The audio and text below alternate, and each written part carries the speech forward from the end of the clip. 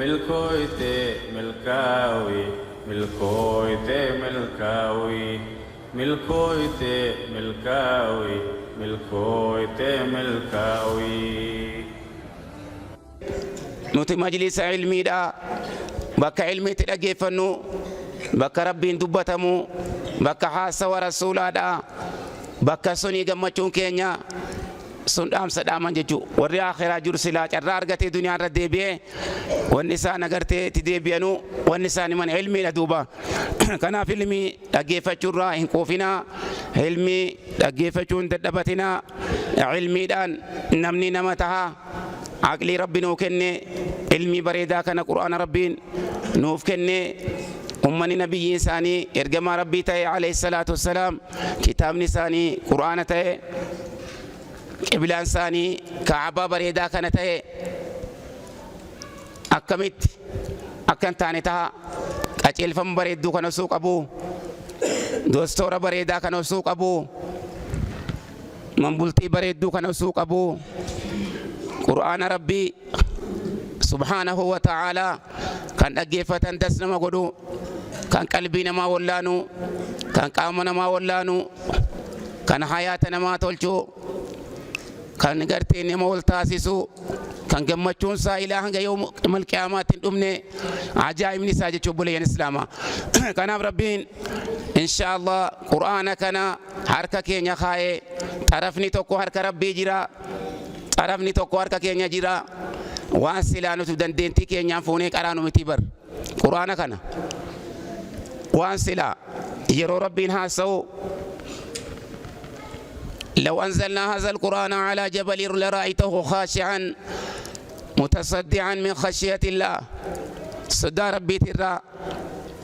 قرآن يكون سلا غار الرتبوه غار يكون الرأوهت الرأب بكاكي صدى ربي ترى بكا جرى صوتها تدوبا قرآن يكون أمانة الفود قولا سكيلا جيتش الفاتحة أمانة قدو كيسا جرا كنافو بلين إسلاما إن شاء الله باتي سومنا كيسا بوي قرآن قروا هيدو ميسينو قجا في الكنسي كيسا تيس دعاء هيدو ميسينو بين الأذان والإقامة دعاء هيدو ميسينو يرو إفتارا دعاء هيدو ميسينو يرو إرابا دعاء هيدو ميسينو يرو تنيو يرو هنداهو كناف إن شاء الله باتي كنغا خيري هدو كيسا جرا warri barbaadatu hundi milkaa'u jira hulaaleen khayrii dhawaan haasawanii dhumtuu miti arragaa inshaallah sheekni keenyas rabbi galanni haa gayu nuuf dhufanii jiranii nagayaanii fayyaanii mi alhamdulillah jaa mi alhamdulillah kanaaf gaa khayrii haaraya baytii rabbii ziyaaranii umraa godhanii du'aa isnuu godhanii amma illee gartee inshaallah ta'ala du'aa yawwiitu achirraa akkasitti garteetiin inshaallah isiniif godhan kan imaana keenya haaromsitu dhaamsa imaana keenya jabeessu taqwaa rabbii gartee ta'asiira nu fidu kan soomana kana gartee inshaallah ta'ala osoo amma tokko ta'e garteetiin nu gaabbisiisu yeroo sawaaba isaa dhageenye inshaallah isaan irraa fudhannaa hamma isin guuttanutti akkasitti inshaallah dhaamsa tokko kanuma gartee ganamarraa shemuu isaan isin himuu jiran wanni itti deddeebinuuf teessuma irratti hin dadhabinaa jabaadhaa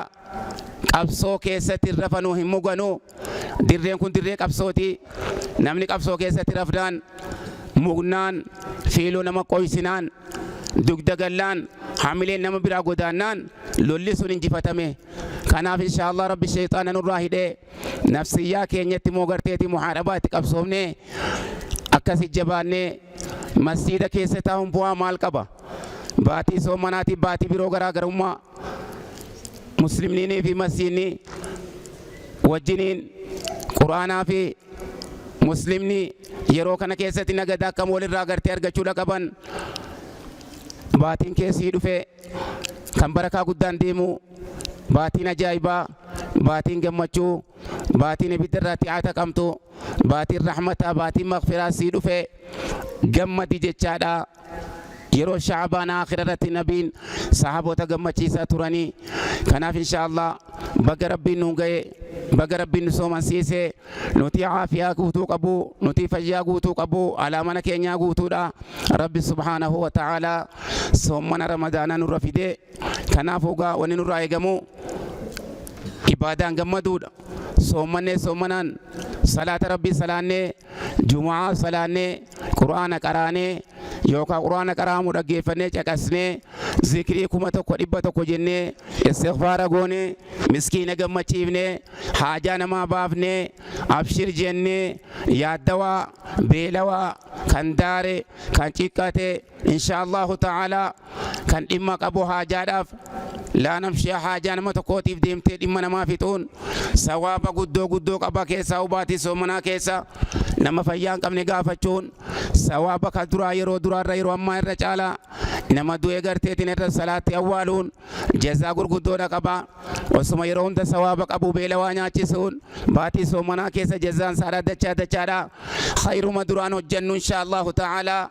sunumarra jajjabaannee imaana cimsannee imaana haaromsannee yeroon biroo namni amma booda yeroon biroo yeroon soomanarra nama gammachiisu yeroon rabbii yeroo kanarra garteetiin subhaanahu wa ta'aalaa gabrootan saadhaa badhaasa jaa'izaa kennuuf baatii kana achi namni kana gaxxame kana qunname khayrii duniyaa akhiraa argate namni baatii kana gartee khayrii irraa gabe khayrii kanarraa rabbi nu nagabsin. Bismillahir Rahmanir Rahim. Rabbi nu nagabsin, irraa rabbi nu hongeessin, ghaflaa fi dadhabbii rabbi nurraa haa deemsisu, dhukkuba rabbi nurraa haa deemsisu, aafaata ibaadarraa nu waswaasu rabbi nurraa haa deemsisu, gammachuu guutuu rabbi isinii haa kennu, alattis manattis yeroo ibaadaa yeroo salaataa nashaata rabbi nu haa kennu. Baatii kana keessa rabbi nu haa mirqaansu, wanni rabbiin sheexaana nurraa hidheef akka gammannuufi rabbi nu haa gammachiisu, aduwwii keenya jabaa rabbi nurraa hidhee rabbi nu haa gammachiisu, warra nafsiyyaa injifatu rabbi nu haa godhu, warra hirribaa yeroo dabarsee rabbi nu godhin, dhorgaan jabduun guyyaa soomanaadhaa hirriba heddummeessuudha rabbi najaa nu haa baasu, galgala nyaata heddummeessuun jibbamaadhaa rabbi najaa nu haa baasu, sun uzrii godhatanii salaata taraawwiyaa irraa dadhabuu mokkora rabbi najaa nu haa baasu, hirriba guyyaa keessaa jibbamaadhaa rabbi najaa nu haa baasu, heddummeessuun hanga muraasa maree dhorgaadhaa rabbi najaa nu haa baasu, haasawaa tirfii dubbachuun hin ta'u rabbi najaa nu haa baasu, gammachuun isin gammaddanuu nyaattanii nyaachiftanii rabbi zakkartanii masjiida deemtanii akkasitti salaata jumu'aa salaattanii teessuma kanarratti gartii lubbuu keessan hiitanii itikaafataa hojjirtan. Kanaaf inshaallahu ta'aalaa amma yeroo bakka isin jirtan kun ardii rabbii kanarraa bakka hundarra caaltu subhaanallah mooraan keessa jirtan kun manni keessa jirtanu teessumnitti jirtan tuni rabbi biratti waan guddoodha. Yeroo asirraa galtan rabbiin badii balleessaa keessan hunda isinii araarame hamtuu keessan subhaanahu wa ta'aalaa toltuutti isinii jijjiire maleekaa olaanu keessatti isin haasawe rabbiin akkasitti inshaallahu ta'aalaa waan guddoon nu galchaamee rabbi isin haa gammachiisu, rabbi nu haa gammachiisu, du'aa rabbi nu haa qeebalu, du'aa sheekni keenya nu godhanu sorra qalbii fudhatu rabbi nu haa godhu,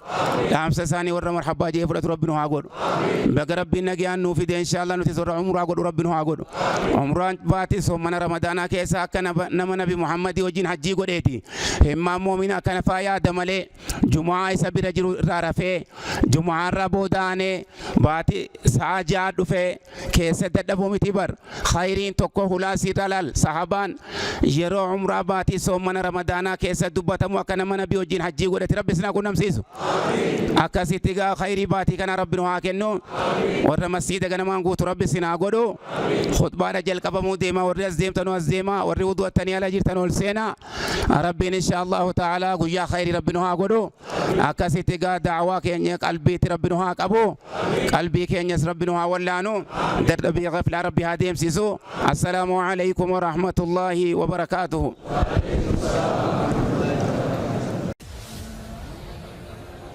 ملكويتي ملكاوي ملكويتي ملكاوي ملكويتي ملكاوي ملكويتي ملكاوي ملكويتي ملكاوي ملكويتي ملكاوي